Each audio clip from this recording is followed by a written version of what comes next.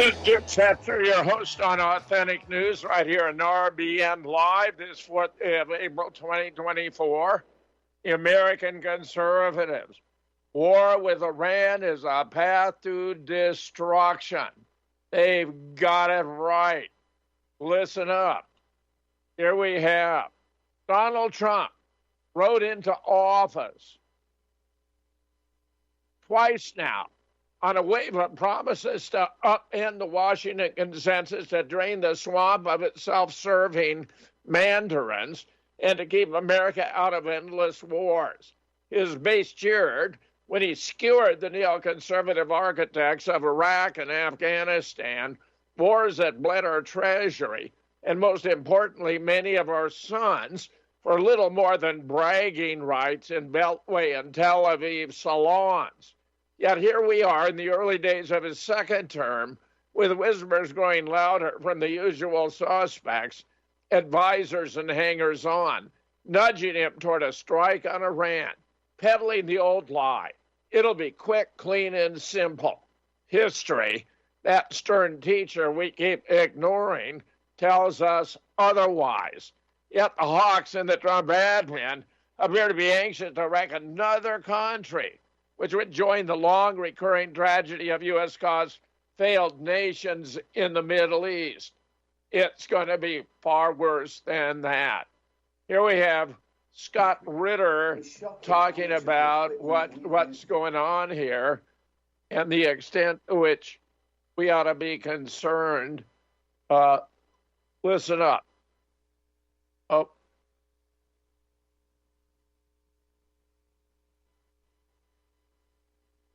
This deal, of course, also escalating the rhetoric towards Russia with threats of sanctions. But if we start with Iran, how do you assess this? Is he likely to get the deal he wants? And if not, do you think he will follow through on this ultimatum and pursue war? There's a lot of speculation that has to go into this. I will say this, that we don't move, we being the United States, we don't move military forces around lightly. And so once you see an accumulation of military power that reaches a certain benchmark, war becomes more or less inevitable. I don't think we're at that point yet, but we are seeing military resource flow into the Middle East region. And so I would take the threats of military action very seriously. And I honestly believe that Trump would, in fact, use military force against Iran to achieve his objective of eliminating what he deems to be a nuclear program capable of producing nuclear weapons. One of the problems with his approach, though, is that when you have a nation like Iran that is very proud, that use their nuclear program as an extension of the nation, they're A, loath to give up this program, and B, resistant to being seen as yielding, bending the knee, so to speak, because once you get accustomed to bending the knee, then people expect that to be the outcome. And so there is resistance from it within Iran as well. I think within Iran, there's many people who have been living under the threat of imminent American military action for years, just as Benjamin Netanyahu and others have been saying that Iran is a month, 2 months away from the bomb for 30 years now. Iran has been told, if you don't do this, we will bomb you for 30 years. And so I think there's many people in Iran that believe that they could ride this out. I think what's happening, though, is that Iran is being told by the regional players and by international partners and international players whom they interact with that Trump isn't bluffing, that this is genuinely a real threat, almost an existential threat to Iran. And I think we might see Iran find a way to a negotiating position. I don't think it'll be direct negotiations between Iran and the United States. I think this will be done through a third party, maybe Russia, maybe China, maybe both. But I think there's a growing realization in Iran that this is different and that there will have to be some sort of negotiated outcome if Iran wants to avoid war. I don't see how Iran can avoid war because the negotiation would be over a non-existent nuclear weapons program they do not have. The Ayatollah forbade it.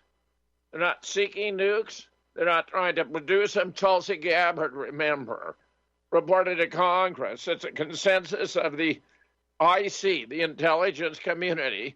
Iran does not possess and is not seeking nukes. So how can Donald J. Trump justify attacking Iran for a program to develop nuclear weapons they do not have?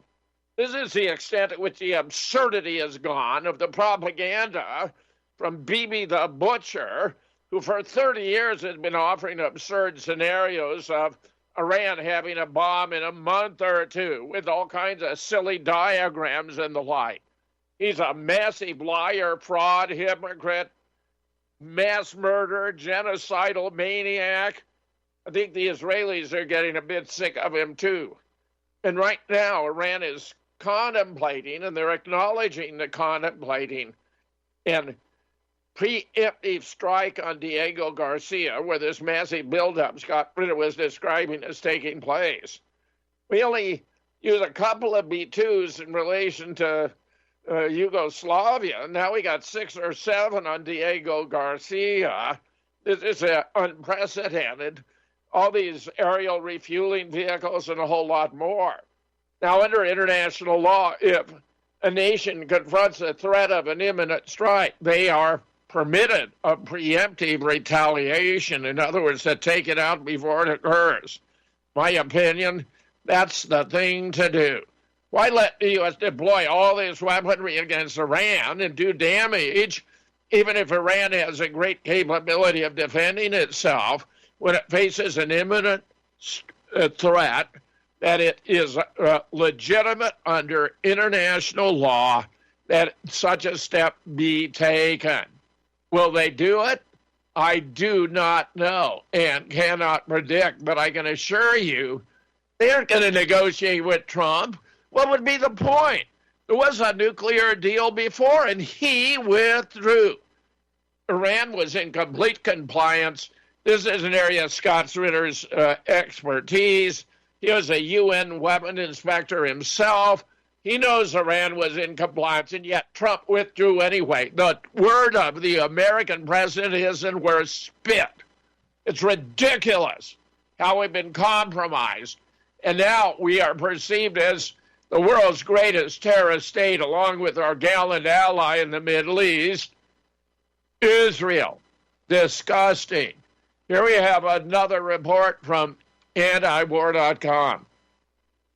The U.S. and Israel are currently planning to bomb Israel's nuclear facilities, an attack that could happen in a few weeks' time, Daily Mail columnist Dan Hodges reported Wednesday. He wrote the report while in Tel Aviv, citing Israeli political, diplomatic, and military sources, saying the purpose of the strike, get this, would be to eradicate the threat posed by Iran's nuclear weapons program. Although there's no evidence Iran has a nuclear weapons program, in fact, recently confirmed by U.S. intelligence agencies. A senior Israeli diplomat told Hodges, Trump's presidency offers the best time to hit Iran. From Israel's perspective, with Trump in the White House, that represents the optimum moment to deal with Iran. There won't be a better chance. It has nothing to do with nuclear weapons. It has to do with Israel's desire to dominate the entire region, free from competition from Iran. Bear in mind, Russia and China have both declared publicly, openly, they will not allow the United States to attack Iran without becoming involved themselves. So what we have is this guy in the White House who, in my opinion, has lost his freaking mind, talking about an attack on Iran that is for a certainty going to initiate World War III, and a whole lot of us are going to pay the price for his colossal stupidity, bewilderment, lack of cognitive function, Think about it. How could anyone who is sane and in possession of the rational faculties even contemplate undertaking such a maneuver that would have such dire consequences for humanity?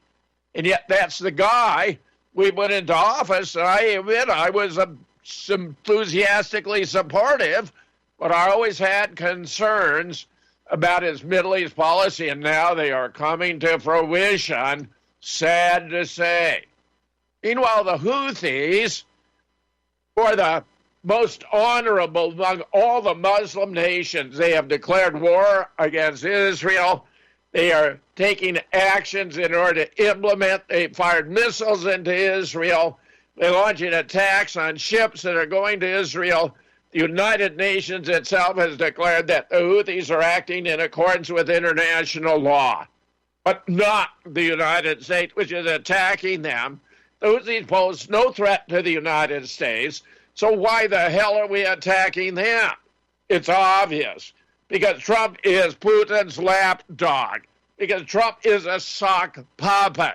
Because Trump has perverted the United States into the United States of America or the United States of Israel. Houthi military spokesman says attack was in response to U.S. aggression on Yemen. The Yemeni rebel Houthi group early Wednesday targeted the USS Harry Truman aircraft carrier and escorting warships in the northern Red Sea.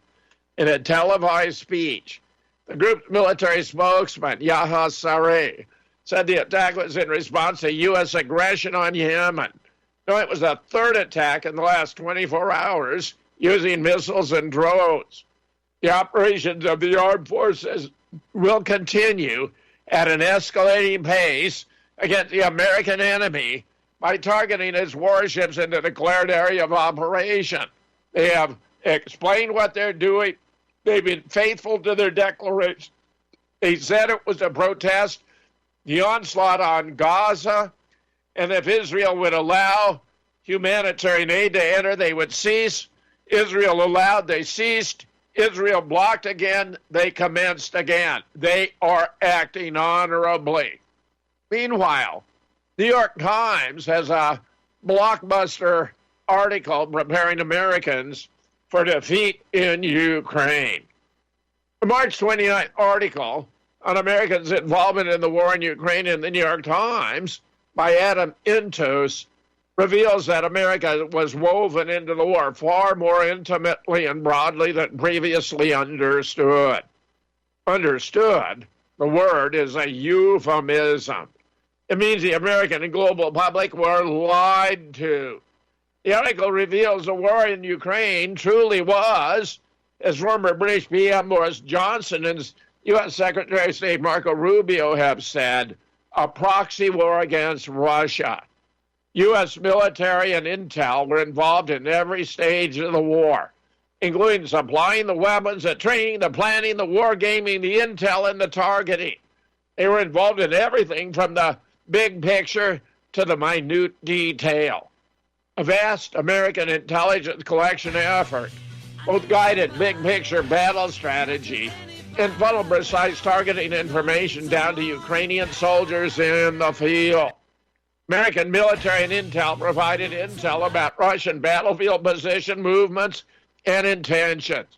Every morning, officers recalled, Ukrainian and American gathered to survey Russian weapon systems, ground forces, and determine the ripest, highest value target. When a European intel chief discovered how deeply enmeshed NATO was in the battlefield operation, he marveled that they are part of the kill chain now. That's America. You want to know why Putin hasn't prevailed sooner? It's because the U.S. was fighting the war on behalf of Ukraine, giving them every damn thing but, and I expect actually they were doing this too, American troops on the ground. So meanwhile, what's going on here? We have Colonel McGregor talking about thoughts of Europeans to send troops to Ukraine, which is ludicrous. And I think they're sensing that it's over. So I don't take these things very seriously at all. Starmer, good Lord, I'm surprised that the English population hasn't at least risen up and done away with him. That may yet happen. The situation in the West is very, very, very fragile. Does the EU have troops independent of each country's troops? I mean, this is terrifying, but does von der Leyen command troops? That's a great question. No, there have been attempts for the last 50 years to create what people referred to as an EU army. They even stood up an EU headquarters. It was designed to be like the NATO deployable headquarters, and it failed. It just has gone nowhere because until this point in time, Judge, no one in authority in Europe has been willing to invest any money in any of the critical capabilities, not just weapons, but also command and control. And they've been unwilling to adapt to new technology in any way.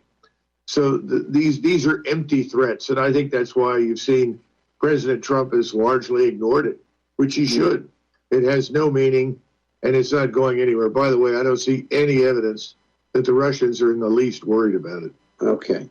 Let's go 10,000 miles away. Secretary of Defense Hegseth sounds bellicose about China. Is the United States preparing for war with China, perhaps over Taiwan? It's hard to imagine, but I guess we can't exclude the possibility. The problem is, and we've been through this before, you're talking about fighting 6,000 to 10,000 miles away from home. That means that you're entirely dependent on very fragile logistical supply lines, most of which have to come by ship or air. You're also dependent upon a collection of strong points in Japan, Okinawa, places like that, even Australia, and they're not reliable because they're static, and anything static can be targeted. Anything you target can be destroyed. So frankly speaking, that's another one where I sort of shake my head. People say, well, we've got to pivot and spend billions and billions and billions on new infrastructure in Asia. Well, we have an infrastructure problem here at home. So I don't think it's going to happen. And I think a lot of this talk is a desire to seem strong or tough or masculine. I mean, it's kind of crazy, to be frank with you.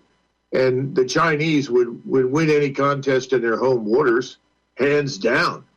I mean, there's a reason why after the Germans conquered most of Europe by 1940, that we did not land until June of 1944, because it took all of those intervening years to wear down the German military machine on multiple fronts. But you're not doing any of that against the Chinese, and the Chinese are a much more difficult proposition. They're the largest fortress in the world. So you're taking on something from the sea and the air that you have no chance of fundamentally damaging and changing. Great stuff. Gregor deserves to be our Secretary of State, not this lunkhead, this Zionist zealot. They got it in ways he covers himself with tattoos, including anti-Muslim. Meanwhile, a U.S.-Ukraine deal includes deposits in Donbass and Crimea. How's that going to play? The French publication Le Point claims a widely discussed agreement between Ukraine and U.S. on mineral resources, including a clause on the extraction of Russian territories. Ain't gonna happen. Eleanor Rigby picks up the rice in the church where a wedding has been. Lives in a dream, waits at the window, wearing the face that she keeps in a jar by the door. Who is it for? All alone.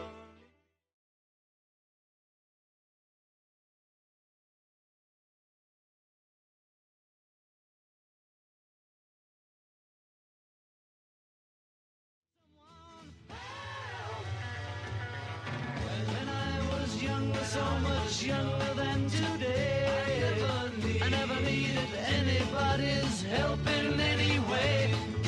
But now these days are gone and I'm not so self-assured. Now I find I've changed my mind, I'll open up the doors. Help me if you can, I'm feeling down. Here's a good one.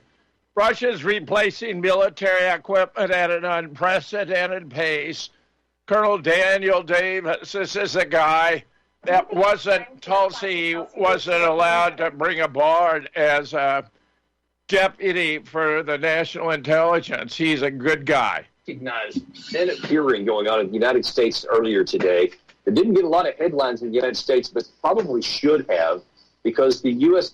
Central Commander of the U.S. European Command, General Chris Cavoli, was asked a number of questions about the war going on between Russia and Ukraine and some of the American associations with it. These comments that he made are very illuminating, both some of the things that he said and some of the things that he didn't say, as we often talked about here. And by the way, in case you're wondering, this is not my normal set. I'm actually at the airport. I'm heading back home to the United States. Hopefully I'll be back in my regular set tomorrow. Appreciate you being with me here. But this stuff is too important. I didn't want to wait another day before we bring this to you. This was literally just hours ago. And really the context is that General Cavoli is being asked by many senators from the Senate Armed Services Committee, is the situation there going acceptable? Are we kind of moving in the right direction? And what are the implications for the United States? And all of those are valid questions, things that we talk about quite a bit of the time. And in some cases, he's given some very frank answers that are very illuminating. And then some other times he's trying, you can tell, he's kind of trying to put a good spin on it, trying to make it sound less bad than it is. But if you know what you're listening for, you can get the truth underneath it. And I think that that's one of the things that I'll point out here, because I don't get the feeling that General Cavoli wants to lie to anybody, but he's trying to find that balance between keeping his political masters happy and also staying true to his convictions. So Russia is replacing military equipment at an unprecedented pace. Meanwhile, we have soldiers killed in a Lithuanian training accident. Part of a close-up unit stars in tribe reporting, but why are American troops in Lithuania anyway? Here we have a group of 50 senators now who are prepared to tighten sanctions on Russia if Russia refuses to negotiate. This is another aspect of Trump's thuggish manner in foreign policy. A group of 50 U.S. senators have announced their readiness to vote for tougher sanctions against Russia if it refuses to participate in the settlement of the conflict in Ukraine. Duties of 500% imposed on goods imported to the U.S. from countries that buy Russian oil, the senators said in a statement.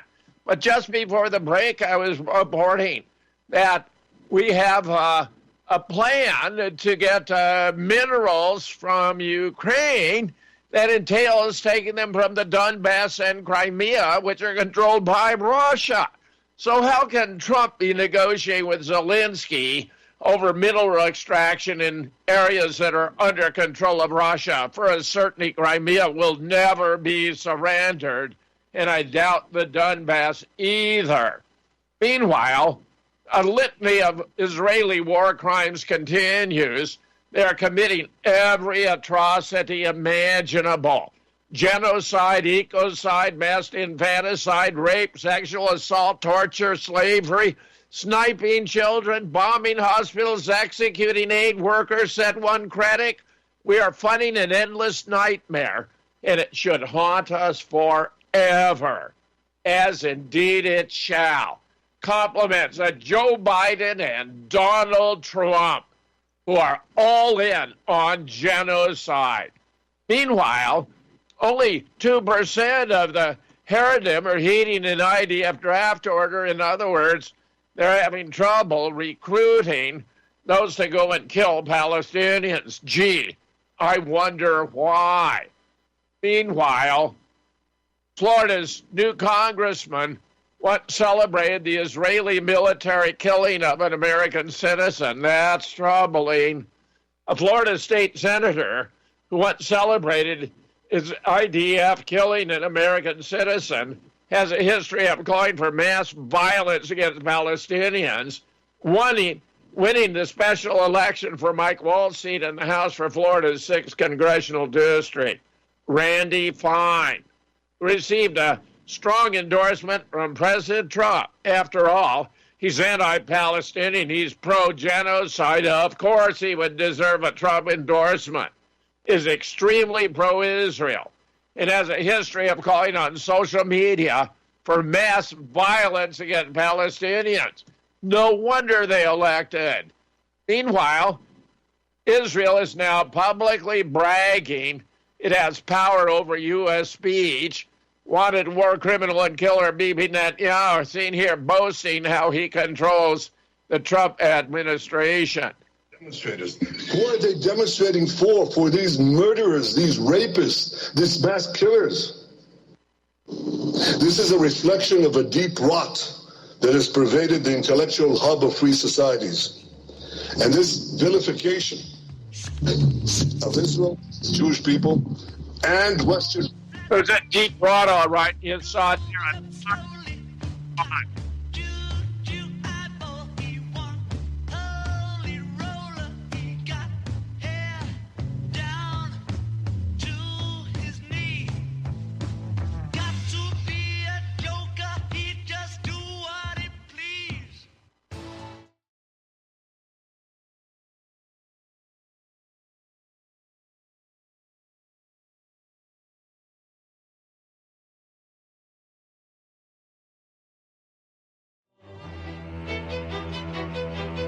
Eleanor Rigby picks up the rice in the church where a wedding has been.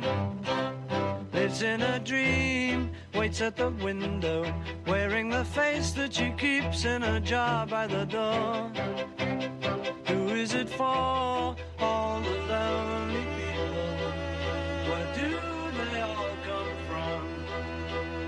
All the lonely people.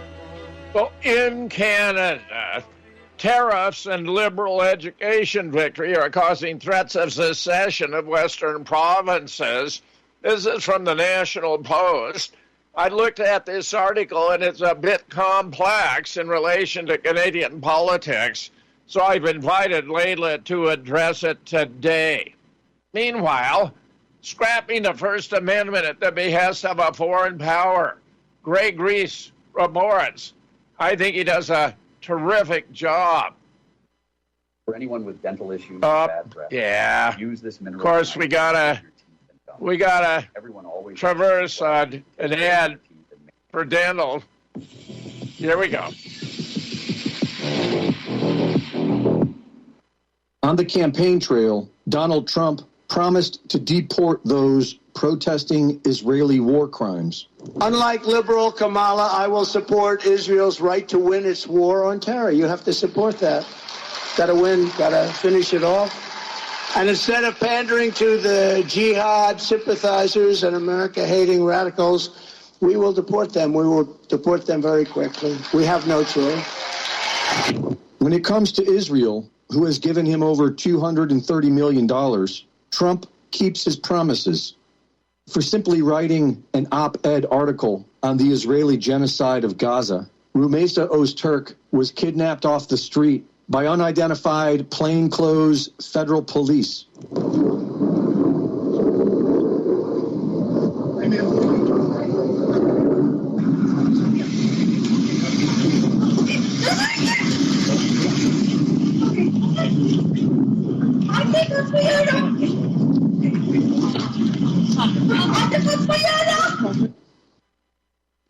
You guys covering your faces? You want to take those masks off?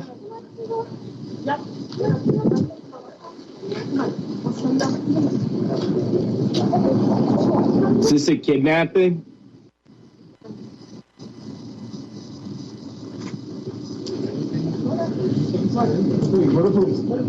Yeah, you don't look like it. Why are you hiding your faces?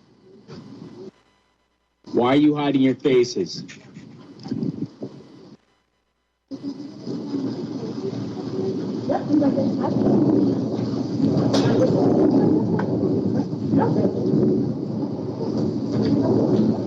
Can I see some faces here? How do I know this is the police? Seems like bullshit to me. Certainly looks like it. Arguably the cornerstone of American freedom, the First Amendment of the U.S. Constitution is to protect the right of the people to peacefully express their views, no matter who they may offend. But Trump's Make America Great Again movement is clearly about Israel first. And Israel is getting their money's worth. People are demonstrating with passion. These ignorant demonstrators. Who are they demonstrating for? For these murderers, these rapists, these mass killers. This is a reflection of a deep rot that has pervaded the intellectual hub of free societies. And this vilification of Israel, the Jewish people, and Western values has been propagated by a systemic alliance between the ultra-progressive left and radical Islam. It must be resolutely fought by civilized societies to safeguard their future. This is why we must all commend President Trump's decisive actions against anti-Semitism, and we must pressure other governments to do the same. MAGA is leading the way in censorship, but that's not good enough for the Zionists who control America. Anti-Semitism is not just an age-old prejudice. It is a contemporary crisis manifesting on campuses across the nation. It is not enough for individuals or institutions to merely claim they are not anti-Semitic. As my father once taught me, it is not enough for people, especially public figures, to be neutral or not be anti-Semitic. One must be anti-Semitic. We must demand the same of our universities and government institutions. This hearing, in my opinion, is an attempt to be just that, anti-Semitic. To be anti-Semitic means you got to be pro-Jewish. That's what it means. Pro-Israel, pro-slaughter, pro-genocide. That's the message we're getting from Trump. New plan claimed no free trade without free speech. But we don't have free speech here in the United States. So what is this all about? Western nations love to pretend they're the gold standard of freedom and that all-important, precious democracy. But lately, countries like the UK are looking a lot more like the regimes we used to fight against. When anti-abortion activists get arrested for talking or praying near a clinic, when comedians get investigated for hurting people's feelings, it might be time to stop pretending you're the gold standard of anything except totalitarianism. This isn't exclusiveness by any stretch, and it's not democracy either. This is Marxism in lipstick, dressed up as tolerance, all while silencing dissent and criminalizing free speech and free thought. That's why President Trump's new idea is actually what the West, especially Europe, needs right now to put economic pressure on the elites and force them to respect real human rights, starting with free speech, except we're not respecting it here at home. For example, here we have Rubio ordering a social media check on visa applicants who are critical of the U.S. and Israel. Disgusting. The March 25th order requires consular officers to refer some students and exchange visa applicants for social media checks. That's right. We want to know their opinions. If we don't like their opinions, we're not going to let them in. Meanwhile, Trump pauses dozens of grants to Princeton. Equally bad. Trump admin has suspended several dozen research grants to Princeton. University President Christopher Eisgruber, 83, wrote in a campus-wide email Tuesday. The grants were issued from several federal agencies, including Department of Energy, NASA, and the DOD. The exact amount and the reasoning are unclear, and Eisgruber acknowledged only the latter in his statement. But the Daily Caller, a right-wing news organization, reported last night the government would halt $210 million in federal funding to Princeton due to an ongoing investigation of anti-Semitism on campus, citing an anonymous Trump official. And, of course, the anti-Semitism they're talking about isn't opposition or demeaning of Jews. It's criticism of Israel for genocide. How can any reasonable person not be anti-Semitic in that very sense? Meanwhile, we have Israeli lawsuits targeting Americans, a new threat to the First Amendment under Trump. a wave of lawsuits filed by Israeli plaintiffs against pro-Palestinian American citizens, advocacy groups, and media outlets is paving the way for the AIPAC-backed nonprofit killer bill to take effect. The claims, largely unsubstantiated, appear designed to justify what critics say could amount to a near-total shutdown of political expression around the Israeli-Palestinian issue. Outrageous. And it's happening. Meanwhile, here we have a report on Trump's 3 greatest betrayals so far. This is not just from the man on the street. This is Chuck Baldwin. Betrayal number 1. From Gaza to Yemen, Trump's expanding Middle East slaughter. Trump's betrayal is most evident in his military escalation. After cynically circulating Biden's bombings, criticizing Biden's bombings, Trump has launched devastating strikes on Yemen, killing children and civilians under the pretense of protecting Red Sea shipping, a crisis manufactured by Israel's blockade in Gaza. Dr. Ron Paul condemned the hypocrisy. Was Yemen in the process of attacking the United States? No. Did the president seek a declaration of war? No. Instead, Trump bombs rained down on women and children while his administration threatened Iran, a deliberate provocation toward World War III.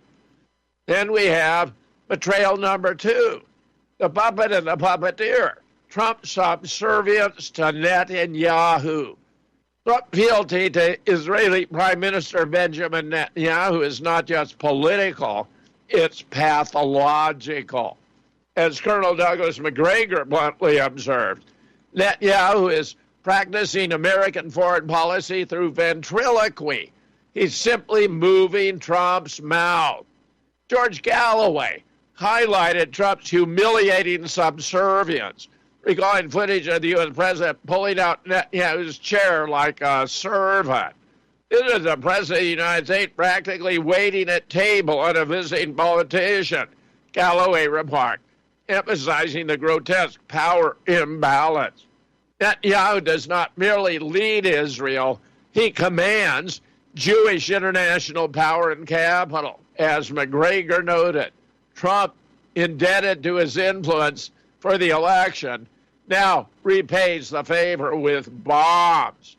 Betrayal number 3, Trump's war on free speech, silencing critics of Israel. Trump's administration has weaponized federal power to crush dissent against Israel's brutal occupation of Palestine. Judge Andrew Napolitano and Professor John Mearsheimer recently exposed a chilling reality.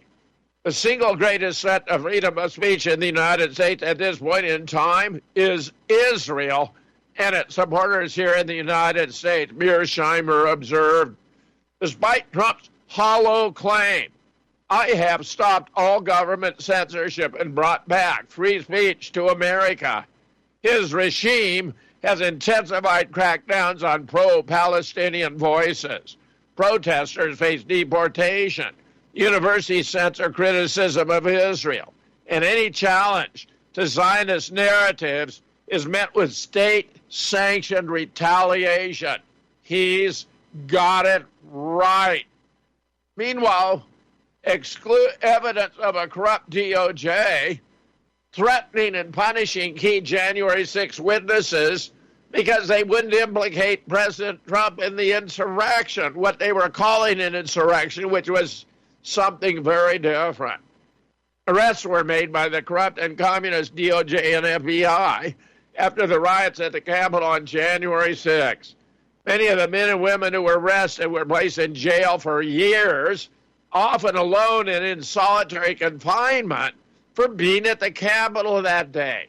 Some were in solitary for weeks and months. They weren't allowed to speak to others. They were beaten and they were treated worse than the U.S. treats prisoners of war.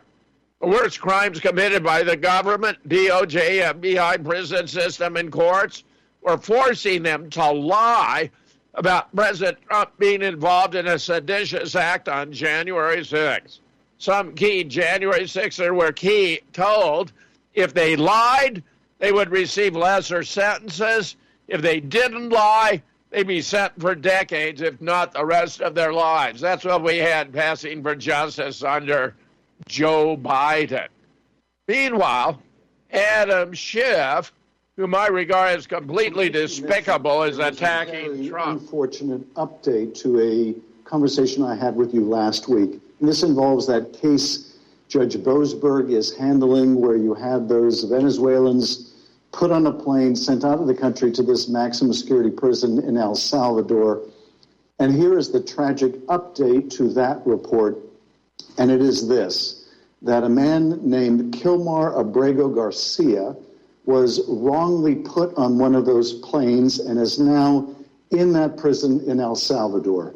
Here is how White House Press Secretary Kellen Levitt describes that colossal mistake that resulted in a man being put in a maximum security prison in El Salvador.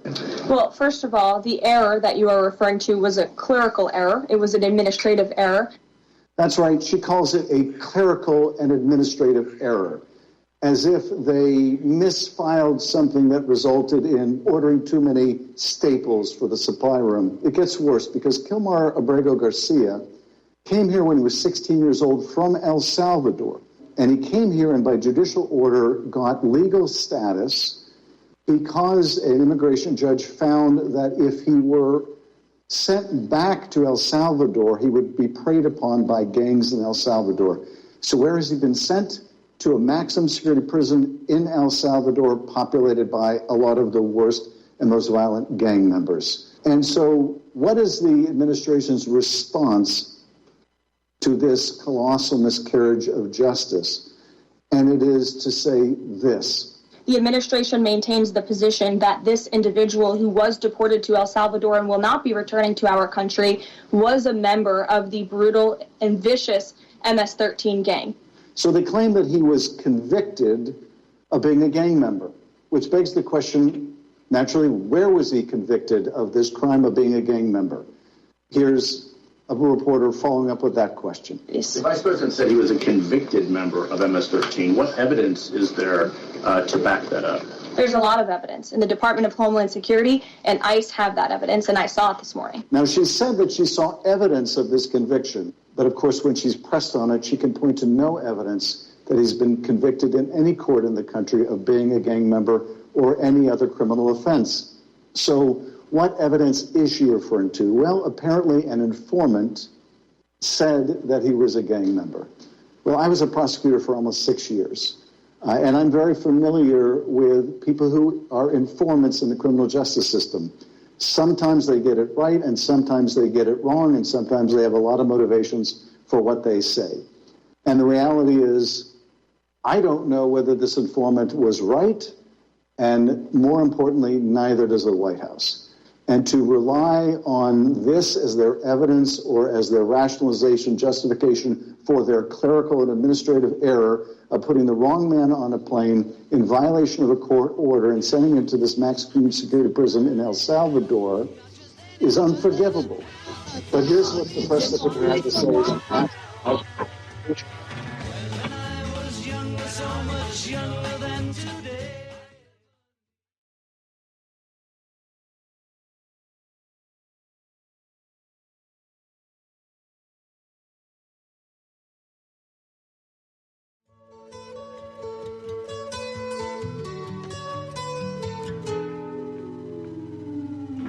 Comes the sun, here comes the sun, I say it's all right.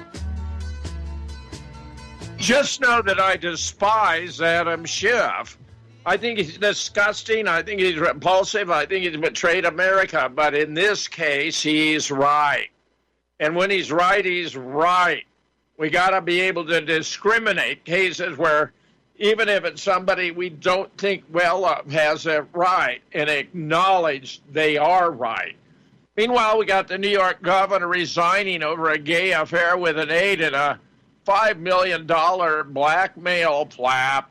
This is from the New York Post. New Jersey Democratic Governor Jim McGreevey stunned the nation yesterday. Actually, I don't know how this popped up. It's from way back in 2004. Forgive me for that.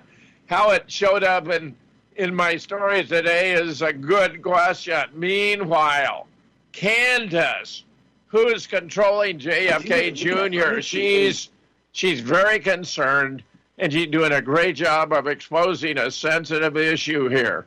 That have now made their way into the public fodder. Regarding yesterday, we did a whole episode explaining that there was a journalist, allegedly just a mommy blogger, who was working on a hit piece about me.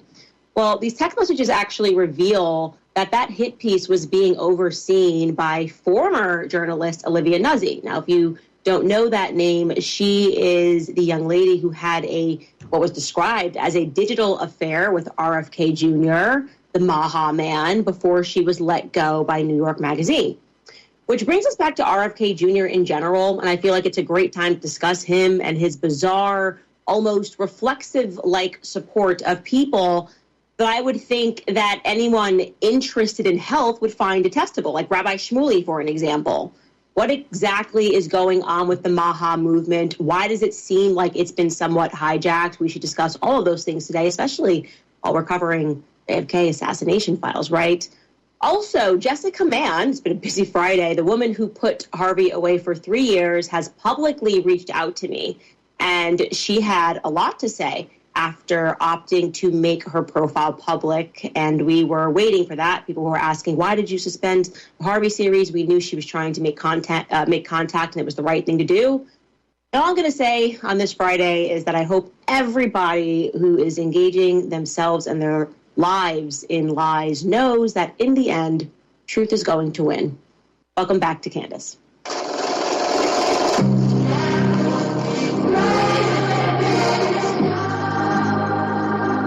To me, going after her best friends. I mean, she got even crazier on Instagram. It just seemed like everything was coming down for her. And I am here today to tell you that I was wrong. There was a lot more going on here than initially met the eye. And it is so much more complicated and more demented than I could have ever imagined, especially when you start to realize this woman has access to Donald Trump and she's bragging about it and she's talking about her White House sources and accusing me of anti-Semitism. And I now believe that this involves RFK Jr. and the Maha movement. And we're going to go there because I really don't care. Okay?